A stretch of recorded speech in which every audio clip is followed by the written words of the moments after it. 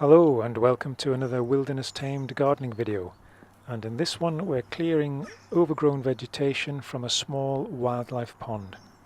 Yeah, there is actually a pond in there. Hard to believe, isn't it? So I'm just venturing in cautiously. It's been over a year since I was last in this pond. I can't really remember how deep it is. I think it gets quite deep in the middle.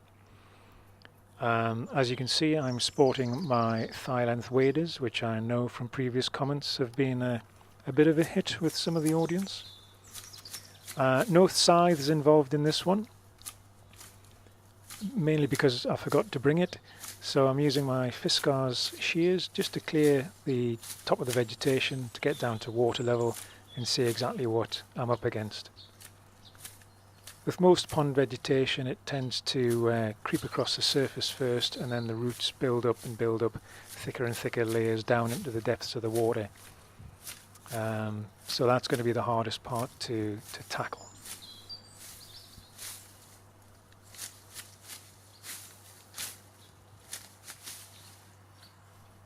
That's enough of that. I'm going to grab the rake and get rid of some of that cut stuff off of there. Did I just say off of? Why didn't I just say from? Who says off of? It makes no sense. Anyway, so I've speeded this bit up because at normal speed it was intensely boring, and at this speed it's much more amusing. And normally I would use an old bread knife for sort of hacking away at the roots of pond plants and things. Again, like the scythe, forgot to bring that, so I'm using my trowel, but it does actually have a lethally sharp edge to it.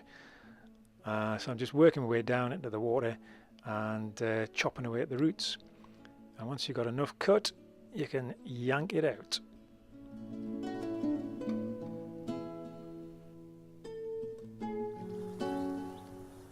So I've skipped a bit. I've pre-cut a lot of the vegetation now. So there's just lots of big lumps to drag out. So I'm throwing them up onto the side of the pond and leave them there for a couple of days, and that will allow small invertebrates and any amphibians in that vegetation to crawl back into the pond to spend the winter. I nearly fall in at this point, watch it, almost. So yeah, there's lots of sort of bits of vegetation cut into chunks, and that makes it a little bit easier to start pulling out now.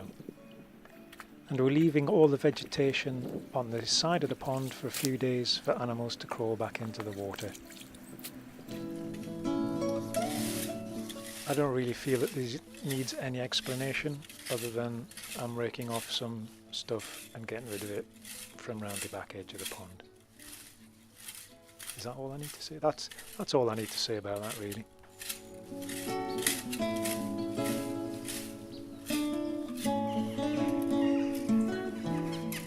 So I'm using the rake upturned as a scoop to remove all the loose floating vegetation. As you're probably aware, too much decomposing plant matter in the bottom of a pond can lead to problems. If there are animals hibernating in that, in the sort of sludge at the bottom of the pond during the winter, and it freezes over, too much decomposing plant matter will build up gases, which when they're trapped by the ice can affect the health of the animals. So it's best to get rid of a reasonable percentage if you can. That's it. That's as much as I'm going to do for the day. There's still a fair amount of vegetation in the foreground at the sort of front edge of the pond as you look at it.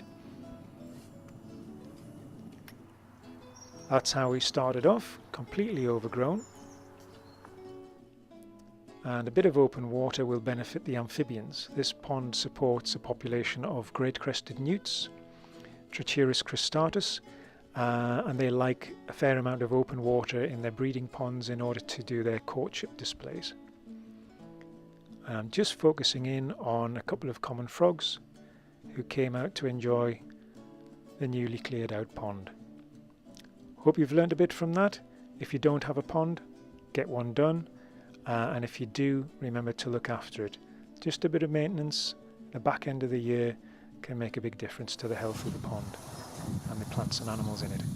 Until the next time, happy gardening. And before you go, you might like to subscribe, and then we'll see you in more videos. Cheers!